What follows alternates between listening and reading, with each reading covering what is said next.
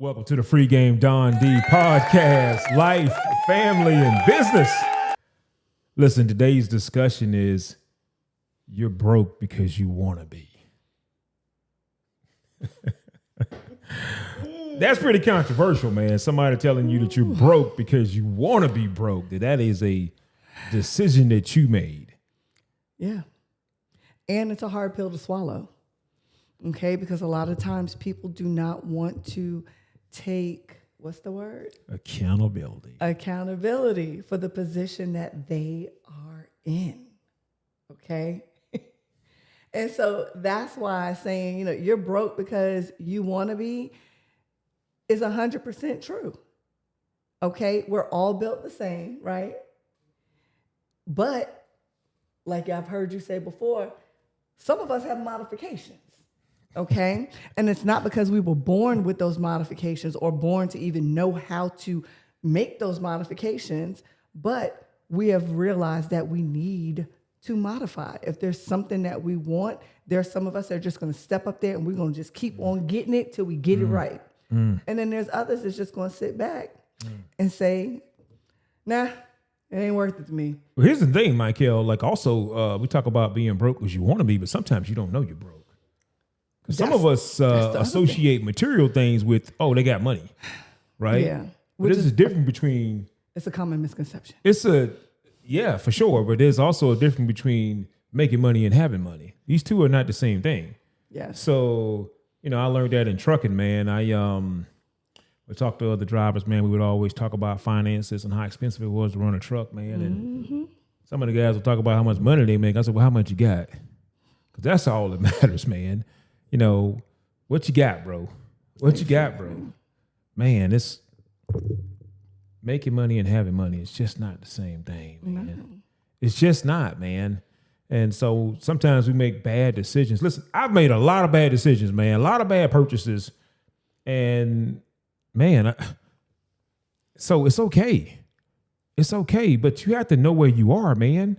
Listen, man, if you don't know where you are, you can't get to where you need to be, man. When you put in an address in your GPS, the first thing it says is, what is your current location? That's right. Listen, it's trying to take you somewhere. What's your current location? I'm on Broke Street. I'm on Broke Street. I'm on the corner of broken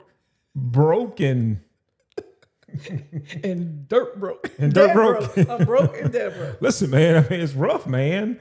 It's rough when you don't even know you broke. I think that's when you start adding up those expenses and those liabilities and those assets, and you say, man, I'm in the hole, man. My net worth is in the negative. Yeah.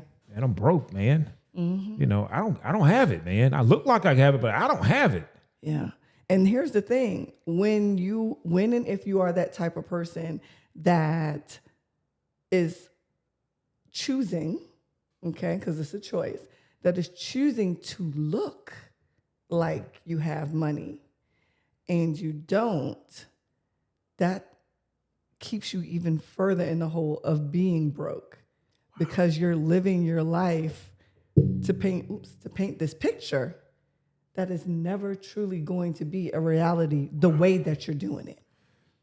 You understand me? Michael, I think that's why I was saying about like the GPS analogy, like, what is your current location? You can never get off Broke Street if you don't know you own Broke Street. Some of us don't know we're on Broke Street. Like we're broke and we think that pretending, now, hey, it's one thing to fool other people, but when you start fooling yourself, you become the fool. Oh, yes. Now that's a deep hole to get out of. Say it again. It's one thing to fool. You can fool other people, but when you start fooling yourself, you become the fool. That's right. That's right. And I think a lot of people, it's kind of like a dog running in a circle chasing his tail. It's never going to catch it. And if it catches it, all we're going to do is turn around and keep on doing it again. You know what I'm saying? So, but you know what though, Michael? I mean, I think back about some of the bad purchases that I've made, and I'm sure a lot of folks have made a lot of bad purchases, man. We all have. And when I made those purchases, man, I was trying to buy happiness, man. Yeah. I thought that those things were going to make me happy or make whoever, maybe I was with someone and I was trying to make them happy, right? And I thought that, man, this is going to signal that I've made it. This purchase, it's going to make me feel good, man. But then I started to realize that my happiness was more so contingent on saving and investing. That's what made me happy. Spending didn't make me happy anymore. Yes. Especially frivolous spending and unnecessary spending on things that were not going to help me make more revenue. That's very true. I mean, since we being transparent here, I know I was like when we were even dating, I think you saw my closet one day and you were like, who needs that many bags? Back then, I'm probably showing my age now, Coach bags were like the thing at that time. So you can guess what my age is. But I had every style, every color, the Coach shoes to match, okay? And it felt good getting it. But it was like short-term gratification. But here's the thing. I had to get more. Michael. But ask me how much was in my purse, though. How much was in your purse? The bag might have cost me $500, and I probably had $25 or $50 in my purse. Now, it's smarter to walk around with $500 in your purse, and your purse only costs you way less than that. But if you're going to have a $500 bag, you need to have more than that in your purse, in your possession. Because if it's the other way around, it's the struggle. We borderline just trying to make everybody think that we're something that we're not. This is true, man. And I just think that the inability to give ourselves delayed gratification is the reason that some of us have been broke in the past or still broke. You know, we just don't have the ability to give ourselves delayed gratification, man. Yeah. We just got to have it, or we got to look like we have it, right? Just no inability. I think I posted this once. I said, "Don't buy one until you can afford to buy two." Right? There's a level of comfort that comes with knowing that when you buy something, you can sustain it, right? That you can do it more than once. Yeah. Sometimes in life, I remember thinking times when I took everything that I had to buy something that I really couldn't afford. But man, I sure felt good. Until you did. Until those payments started coming. But listen, it's human. You know what I'm saying? It's human. And here's the thing. I can't just put it all on society.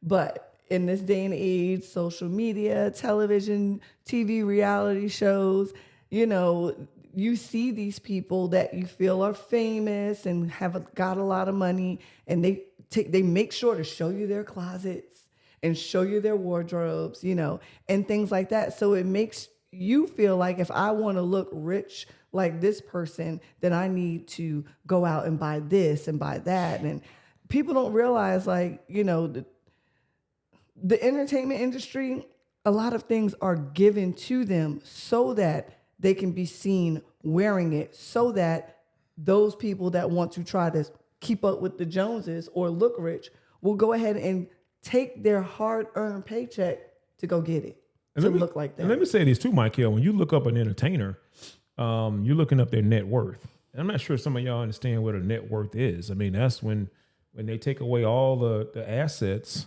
When they take that asset column and that liability column and they subtract the liabilities from the asset, like what are they worth, right? Well, once they take away all the debt, like this is what they're worth. And so you're looking at somebody worth millions of dollars, net worth after everything is said and done, and you're trying to compete with them. You're trying to wear what they're wearing. What is your net worth? Yeah. Like, what is your net worth? You know what I'm saying? When you sit down and you put your columns together of what your assets are, and you start subtracting all your debts and everything that you owe, what are you worth? So you're looking at people possibly worth millions of dollars. Net worth. Net. You're talking about gross. That's the net worth. That's what they're worth. So that's what you're competing against. So I think it's important to remember that, because I think that we all have a conditioned response to money earned, and that response is to spend it. That's our response. Oh, yeah. You know, then you hear all kind of ignorant stuff, you know, like, oh, well, I'm not going to leave. Because, you know, especially, you know, in some communities, you hear ignorant stuff, and it makes me just want to vomit sometimes. Oh, I can't take it with me, so I'm just going to spend it. That's the most ignorant thing I've ever heard in my life, and I hate it. I can't stand it. Yeah. And that's usually what broke people say. They can't wait to say that. Yeah. They really can't. And the thing about it too is that that's the wrong type of mindset to have. And like I said, we're all human, so you're supposed to make this mistake. So you're not supposed to just grow up and automatically know everything to do and the way to do stuff. But if you pay attention to certain things, you will see what society is trying to tell you, and you'll be able to pick apart what makes sense. If you see, Rick Ross or any of these other rappers, and they're coming out, they got out that car, excuse me, the Maybach Benz and all of that, you have to think, okay, these cars that are in these videos, they're not always owned possessions of the rappers. They're other people's cars. Like what's the guy's name? Excuse me, on the Breakfast Club, the light-skinned guy that does the car shows. DJ Envy. Okay, so DJ Envy. So DJ Envy does, these car shows, and people come to be able to put their cars in the car shows. Well, that's the same thing with the videos. They will contact these people who have these classic cars and say, hey, we want you to put it. But then you see Rick Ross and all of them. Someone who's ignorant might think, or like these kids, they're thinking, oh, these are his cars. You'll see these houses on Housewives. You'll see the Real Housewives of Atlanta or LA or whatever. And you'll see them in these nice houses. And then when you go to look it up, they're renting them. They don't own those houses. They're renting them. So here it is. You're sitting up here saying, I got to have exactly what this person has because they're rich and they've got this and I need a house just like that. But they don't even own that house. Now, I'm not saying they don't own property, but I'm just saying you have to be clear and understand what it is that you want out of life. Now, do you want to just walk around looking like you're rich? Or do you, or excuse me, wealthy is the word I like, but people use rich. Do you want to walk around looking like you're rich? Or do you actually want to be rich? Because those who are rich are not walking around broadcasting what they're wearing. They may be wearing name brand, but it don't say Gucci across the shirt. It might just have the 2 G's, and it won't even be here. It'll be down on the bottom of the shirt. You know what I'm saying? People with money wear labels that you don't see. Exactly. And those that know good quality stuff, they're able to, oh yeah, that's some nice Ferragamo shoes. How do you even know that they're Ferragamo? You know what I mean? People have, I'll see people with Gucci shoes and it says Gucci across the side, or they taking pictures and they're showing the bottom of the shoe saying Gucci or Louboutin. Honestly, when you're rich, whatever you purchase, you're purchasing it because it's something that you like, not because it's a particular brand. Why? Because the brand don't make the person. When you have money, the brand does not make you. But when you broke, the brand makes you everything. Whew, that's fire. But that's the mindset that people have been programmed to. It's a difference. And it's backwards. It's a difference between you wearing clothes and clothes wearing you. That's right. And for some people, the clothes are wearing them. And that's why the brand is so important, man. So you be the brand. That's right. Put on any damn thing. You know what I'm saying? And so long as it looks good on you and you're happy, of course, everybody's going to do what they want to do. But I will tell you this, man, we have to continue to elevate our way of thinking. And I think that because of social media and quite a few other things, I think we get caught up in certain things. And I think that's why a lot of times we end up in these situations financially, especially certain communities, man. Financial illiteracy is at a all-time high. We just don't understand how money works. And that's unfortunate. We gotta as a community, I know, get back to some of this where we can kind of wrap our minds around being financially literate and making responsible decisions when it comes to our money. Everything comes down to economics. I don't care who you are. I mean, a lot of people talk about wealth and they'll say weird things like, "Oh, well, my wealth is my health and my wealth is my happiness." All that's good. No, wealth is wealth. Okay. By definition, wealth is related to money. Yeah. Okay. It's related to an abundance when it comes to that kind of thing. You can pretend that it's something else to make you feel good, but ultimately it's in relations to money, and people don't really want to be responsible enough to really own that. And so I get it. I mean, I've been there. We all have. I get it. I understand. Hell, I overstand. Yes. You know, so Oh, I like that. I can't- overstand. yeah, hey, listen, Don't I overstand. I overstand. So yeah, I mean, so we thought this was a really good topic for today because, you know, it's just one of those things where one of my favorite books is The Millionaire Next Door. Phenomenal book. I'd encourage anybody to read that book. It's by Thomas J. Stanley. When you read this book, you read because it shows countless examples of certain professionals, you know, doctors, lawyers, XYZ. They make all this money, and so they try to live this lifestyle where it looks like they have certain things, and it looks good, right? And a lot of them feel like they have to do these things in order to fit in, so that they can be seen a certain type of way.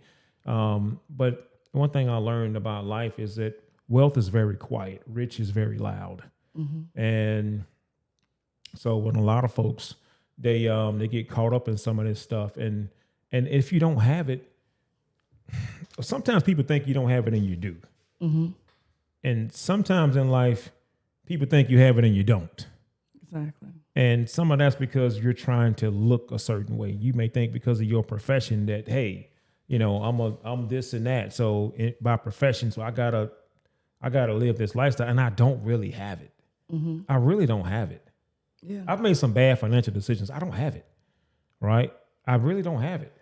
And I think that, you know, everybody has to kind of take account like where they are, and that's like cutting on that GPS, that financial GPS. Like, where am I? When I do my net worth, like, I mean, hey, where am I? When I do my net worth, when I calculate it up, where am I? And now tell them how to calculate their net worth. What is that? Well, basically, What you're are the gonna key have factors? you're gonna have to basically take everything that you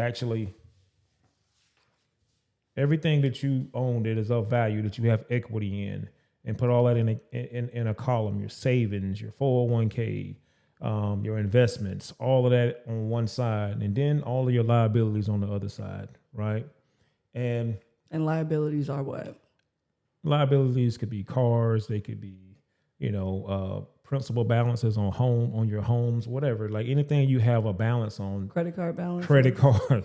Okay. Credit note, cards, credit card balance. you know, car notes, all title this kind of loan, stuff. Title loans. Title loan. Wow. Yeah. Listen, I've had a title loan. Let me not act like I ain't never had a title loan before. When keeping it real goes wrong. I'm trying to tell you, man. Definitely had a title loan. You talking about a scam. But anyway, you add up all these things and you subtract one from the other, and then that tells you where you are. And guys, don't get caught up in folks that you think that, you know, because of their profession that they got it like that. Some of them don't. Yeah. They just don't. So when you add up your assets and then your liabilities, and you subtract those, and you subtract the assets from the liabilities from the assets, and that's what you have. And sometimes that's a negative. Listen, I know what it's like to do that and be like, man, I'm in trouble, right? And I just think knowing that, man, and owning that, being self-aware. But sometimes fooling yourself, man, you're just, you know, you continue to like dig that hole for yourself because you're out there fooling yourself, man. You know, so just, yeah, man, just do an analysis on where you really are, financially, man. And people don't like talking about money, but money is power. It is. Money is power. Don't get it twisted. When you see people doing what they want to do, it's because they got money. They can move a certain type of way, right? When they want to move, how they want to move. When you see people who can't do that, it's because they don't have money. So we can talk about all the other things, but everything still comes down to money, right? And how you're managing your money. And most people don't have a money problem. They have a money management problem, right? There's people out here, there's countless stories of folks who may have worked a manufacturing job, making $40,000, $50,000 a year, and they retired a millionaire, right? Then there's countless stories of people who made 7 figures and broke. Countless stories. So take an inventory where you are financially, man, and own it. That's the biggest thing, man. You got to own where you are. And a lot of folks don't want to do that. I've been there. I know what it's like not to own, you know, where you are. I do know what that's like. It was almost depressing. Like, man, I can't own this, man. Let me go buy some more sneakers, man. Exactly. I ain't finna own this, man. Exactly. I haven't bought anything for 2 months. Let me go ahead and make this big purchase. I earned it. Ooh, that's the one to get you. I earned it. Oh, I just got a promotion on my job. I earned Let's go ball out. this. It's my birthday. Let's go ball out. And then the next day or the next week, you sitting there like, these all your bills. How I'm gonna pay these bills? I look good though. You look good. I see your outfit. I see your hair. I see all that, boo. But how you gonna pay them bills? I'm just saying, I've been there. I've been there where I made decisions and then had to pay for it later because I was doing me. You know? That's rough. It's my birthday. I gotta look good. I gotta have a new outfit, new bag, and everything. And then that one bill or two bills that you forgot about, here they come. Ooh, I ain't got that. Let me figure out how I'm gonna make that happen. And I think that, the whole, you're broke because you want to be. I think that it's hard for some folks to digest, but understand that being broke is about your mentality. That's it. So it's a mentality that's attached with being broke. So, people who have an abundance, they have an abundance mindset. That's so right. they move differently. Like they're not on social media talking about abundance. They live that. Even if they post about abundance on social media, it's because they live it. You know what I'm saying? But people that are broke, I mean, like their mentality is broke, right? Their mentality is literally broke, man. So, and I'm speaking to that because I've been there. I get it. Like I said, I overstand. I overstand. Hi, my name is Mike Eldo, and I had a broke mindset at some point. I'm so thankful for this group. Hi, my name is Donald P. Doe Jr. I've had a broke mindset. I'm so happy to be here. Yes. Let's get through this together. I'm not messing with you, man. I'm saying that's the first step of it all. Admitting it. Admit it, putting that GPS on. I don't want to be here anymore. I want to be over there. This is what I want. I don't want to be faking it. I want to be making it. Ooh. Here's my GPS location, and I'm trying to get over there. Ooh, I'm trying to get off Broke Street. Yes. I want to get over there to Abundant Street. Yes. Put that in your GPS, man. But see, if you want to get to Abundant Street and you put it in your GPS that you're already on Abundant Street, it's going to tell you that you're already at your current location. But you're not really there. Exactly. You have not arrived. You have not arrived. No. Man, when I tell you, only the best thing that I think the best gift that I ever gave myself was self-awareness. That's the best gift I ever gave myself was self-awareness. Guys, give yourself that gift, the gift of self-awareness about where you are financially. Your finance is power, man. People do stuff every day they don't want to do because they don't have certain resources. And when they go back and look at certain things, man, I don't have resources because of decisions that I made. Those decisions dictate your decisions from yesterday dictate your resources of today. That's a fact. That ain't feelings. That's just, that's a fact. That's the truth. That's the truth. Yeah. So listen, man, take the time out to put where you are financially in your GPS. See where you are and decide where you want to go. Decide where you want to go and do everything you have to do to get to where you want to go. Take all the right turns. Follow the directions. Get to where you want to go. Guys, listen real quick. One of my favorite, I'm going to say favorite. One of my favorite books was Total Money Makeover by Dave Ramsey.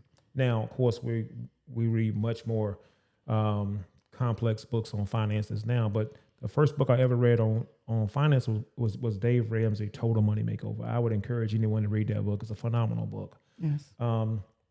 Because sometimes you think that you want to make certain investments, but you can't make investments without capital. Well, you can't get capital without some sort of financial freedom. You can't become financially free without paying off some debt and freeing yourself up to be able to do certain things you want to do. That's right. So Total Money Makeover by Dave Ramsey, read that back in 2006. It actually changed my life because I had a lot of bad debt, a lot of bad debt going on. So guys, taking an accountability of where you are, putting your financial address in the GPS, do that for yourself. Yes. You will not be disappointed. You need to do that for yourself. There's no need to be, they say you can do a 180 or a 360. 180 means you're doing better. But if you do a total 360, you're going right back where you are. Stop walking around in circles. It's time to find that path and get to where you want to be in life, okay? All right. All right, guys, listen, this is going to conclude the episode of Free Game Don D, Life, Family, and Business. And we shall see you later.